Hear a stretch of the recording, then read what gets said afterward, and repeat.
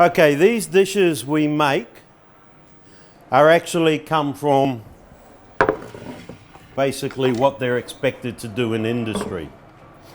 Okay, the chefs we train, we don't train out of a book. Okay, with myself, I've been a chef for many, many years. Okay, I have also got a lot of friends that are still chefs in the industry. And one of the things we make sure all our students are, that they have the skills to actually go out into the industry and work. Okay, and these are the dishes you will see. You usually see smoked salmon, you see cured salmon. So the recipes, and I think Rashid has given you all the recipes of what we're doing. They're laid out very simple, step by step by step of what has to be done. And that's one of the things we try to do, is make sure everything is ready for industry. Okay, the next one we're going to start making is a smoked beef. Now, I like to smoke it myself because I know how much we have. This is a warm smoking dish we do. So all this is smoking chips, okay, for the beef on what we have. So one of the techniques when you smoke beef, or when you smoke any meat or fish, is you have to make sure you get a good smoke without too much heat. But you also have to make sure, this is where a lot of people forget, that when you're smoking something, the juices do not go into the smoking and the ash, or you get bitter taste. So that's something which is very much forgotten by many people, and it's just one of the things which I teach. So we take that, I put that on there, and it will start smoking soon. So what I have here, this is how we get our beef rib. Very large piece of beef rib. Yes? That's a question. Is this a dish that I could be tested if I go for a job? You would be tested to know if you can make it, yes. But as a student, it's not a dish which you would be expected to know straight away. This will be taught as you go and progress through the industry and in your time. Okay, so all these, you would have to know how to dish up a salmon, how to make a pesto. Okay, part of it's not only making the ingredients there, but the other part is actually dishing up a plate to make it look like that. Okay, so here's the beef. When I break it down, this is what I am left with. One 500 gram piece of rib. Okay, now this is enough for 2 people. So what we're going to do is we're going to tie it up a little bit so it holds a nice shape. Okay, and on top of that, we're also going to then place it in the tray here. Now I've got this tray on, and what you should see, you see it's starting to smoke.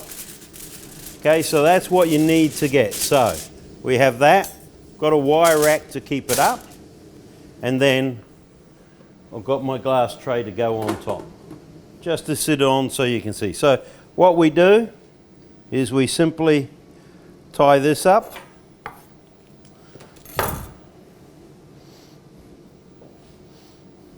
with some butcher's twine, so it's nice and tight. Okay, this will allow it to hold shape and cook evenly. Okay, so that's it there. Now at this stage we don't add any seasoning. What we do is it's starting to smoke in here, starting to build up the smoke. So we put this on, cover it, and as you can see it's starting to smoke here. And we'll leave that in for about 5 or 10 minutes. Okay, the next step after that, we have to make a cauliflower puree. Okay, The winter vegetables we're having today are chap potatoes, nice new chap potatoes, small, and we're going to fry them off in duck fat. Gives it a little bit of a different flavour. Got cauliflower, which we're going to turn into a puree, and then we have our baby carrots here. These are, some people call them baby carrots or Dutch carrots. Okay, and we're going to confit them. And again, we're cooking them in some extra virgin olive oil, which I've flavoured with some chilli, some garlic, and we're going to put it in there, and I'm cooking them away over there. So that's going to take a little bit of time, but that's already cooking. So those are the main ingredients. Okay, I also have a herb butter. Now this is one of the things I make, and I keep in my fridge at all time. A very simple herb butter. A selection of fresh herbs, chili, garlic, thyme, rosemary, coriander, mint. Have a little bit of star anise, a little bit of cinnamon, all these different things. Your herb butter can have whatever you want in there. So this is something I make, and I always have in my fridge, because when you're cooking an item like the beef, this is something nice just to put on. So if you have a look here, you can see that the smoke's starting to come up and go around. Now that flavour will infuse into the beef itself. So here we go. We just chop this up. Now you can still use this as well. You don't have to throw it away because it's all something that's needed. Okay, so you just roughly chop. And the reason you're roughly chopping is because you're going puree, so you don't need everything perfectly square. So I just take a pot. Okay, so what I'm going to do now is get some of my oil. Pour the oil in there. The biggest trends at the moment is to slow cook with some very good oil, confit it up, and off we go. Okay, so that's in there. I have some duck fat over the side here to start frying off the potatoes. But the first thing, okay, we've got our flavoured oils.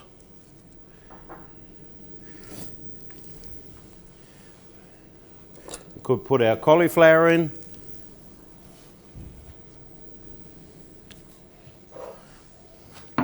And we saute that off. Okay, you saute it off. We add a little bit of water, and then when it softens up, we add some cream. Once that's in, we then blend it into a puree. Okay?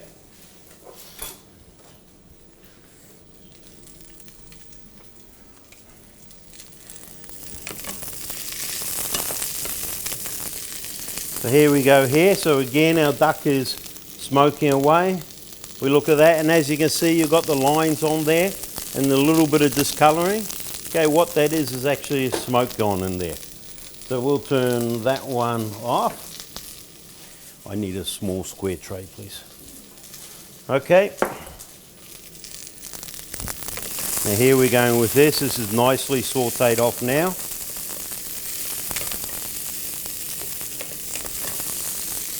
Okay, now cooking is something you can always fall back on in your life. You will always cook, whether it's at home, whether it's a chef. If you cook as a chef and you have an international qualification, it can take you around the world. You can go and work anywhere, okay? And every country has a unique skill and a unique cuisine. Vietnam, famous dish you get all over the world, pho, which is a famous Vietnamese dish, common one everybody has. But again, when looking at making it, most important there is the stock. So, as I said, a little bit of water in there. Okay, my lid.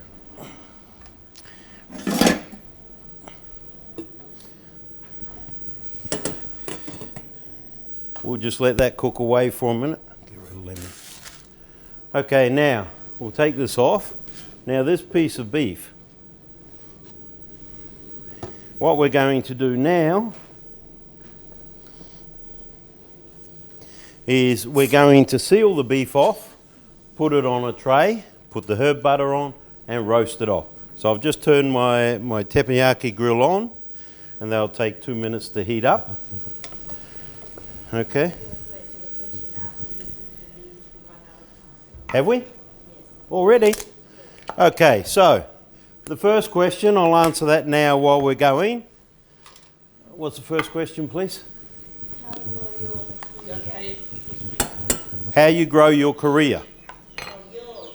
How I grew my career. I started as a chef in New Zealand in 1977. Back then I was a young apprentice. We were cooking New Zealand food. I did my apprenticeship. I finished that. And then I packed my bags and started travelling. Came to Australia. I travelled around the world, throughout Asia. Okay, and all the time learning new skills, new cuisines, while we were actually cooking and doing a job. I got to travel, I got to see everything. From there I took the skills, and again, the people that were the head chefs, they were German, they were French, American, Swiss, so they had a lot of skills from different nationalities. So it was all brought together there in relation to that. Okay. During my time, I worked at Hilton hotels, Hyatt hotels, throughout Asia and Australia. I worked my way up to executive chef and food and beverage manager. Okay. I actually found that I enjoyed teaching people. So I went round and I was in Taiwan for 4 years. 4 years cooking. I was based in Kaohsiung and I was the first Western chef in there. Did the travels help from your cooking style? Yes, the travel. My cooking style changed as I travelled a lot. I found a lot of new cuisines. I found a lot of new things to do as I did it.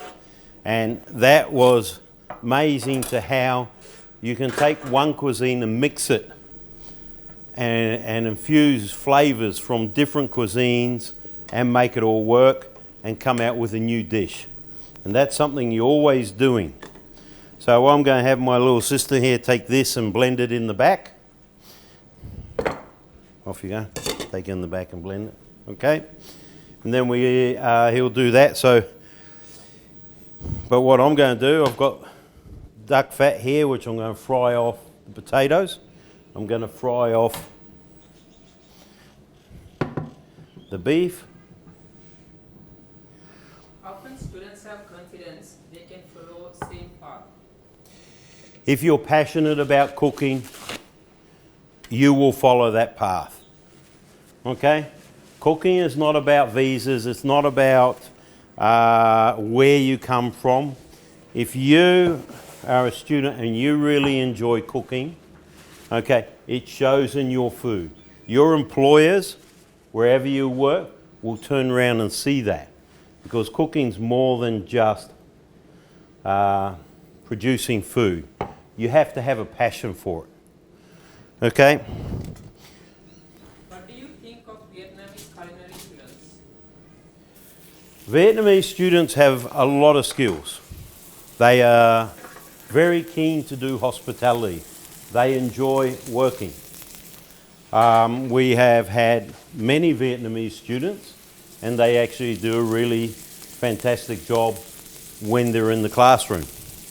The biggest issue we have with students coming from overseas, in Australia the productivity level is very hard and very high, and it's getting to understand, and this is one thing students not only from Vietnam but from all countries have to understand. You have to work to the level of a country you go to. Okay, so here we go. Look at that, starting to get nice crisp. So how you work in your own country is one way. How you work in another country is another way. Things change and you've got to be ready for that. And if you can't embrace that, you will have an issue. So embrace the changes When somebody says we've got to do a lot more things in 1 hour, a lot more jobs in 1 hour, don't say it's too much. Say, no problems, I'll get it done, chef. This is what chefs want to hear.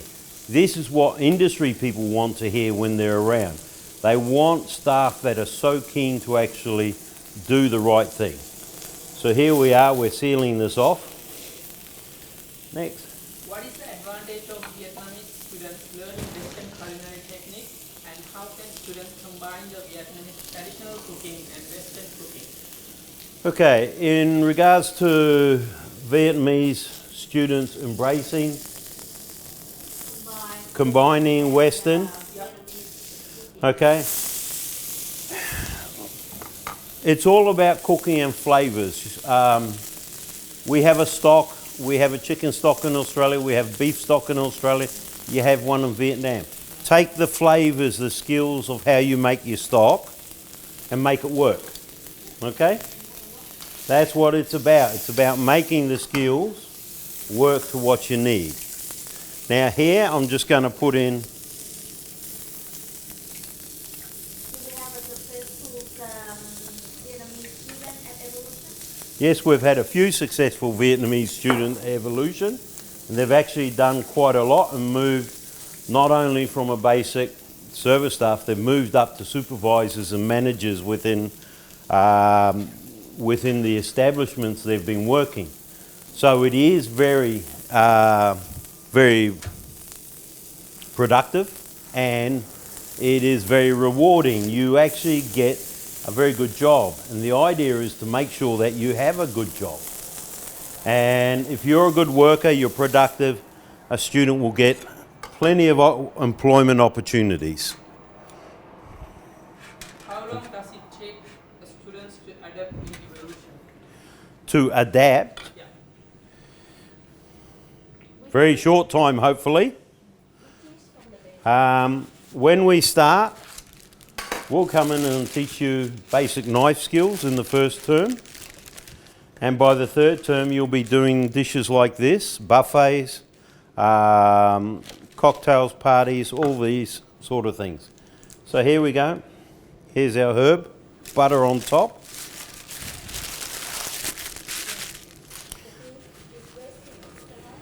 Not just yet. Okay, so now roast that. Now this piece of meat will take approximately 25 minutes. Here we have a nice piece of beef. Now this is been roasting for 25 minutes. I've rested it for 10 to 15 minutes. Very important you make sure it's rested. Okay, so what we do here, we've got everything done. The cauliflower's done. We've got our beef sauce. I need this. Which we actually make, and it's a reduction. And it's been serving in the back. Okay, so what I'm going to do for this dish, it's about presenting it on a platter for 2 or 3 people. Okay, so as you can see here, the oil's cooking away with the potato. And what we've got here, we've got the duck fat confit carrots. Now these have been slowly cooking away. You might turn around and say, oh, everything's in fat, everything's in oil. Okay, these are just cooking it. It's not going to be dry. Okay, as you can see there, nicely cooked up there. Okay. And as you can see, here's a cauliflower puree there that we made up. So that one, we're just going to sit that there. Okay, our beef fillet. Now we've let it rest. We take it off.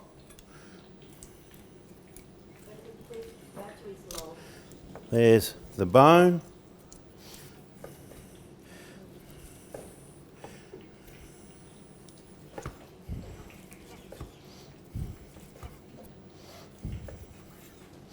Okay, we slice the beef so it's sitting there nicely. Okay. we have a beef sauce, which we just put there. And what we're doing, we're just decorating up. So this sort of dish will go in the middle of the table for 2 people. So our potatoes are still cooking away there nicely. Okay, so these will be, they'll only be a minute or 2. Now this, with the duck, everyone goes, oh, more duck fat. Duck fat gives a really nice flavour. Okay, so that's seasoned with a little bit of oil. We then take the carrots, sit the carrots on there. Okay, so now I'm finishing off dishing up this.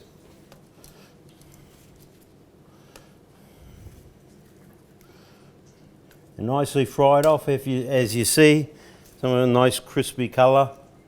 So just through there, you just get a little bit of rosemary. You know, a little bit of garnish around for it.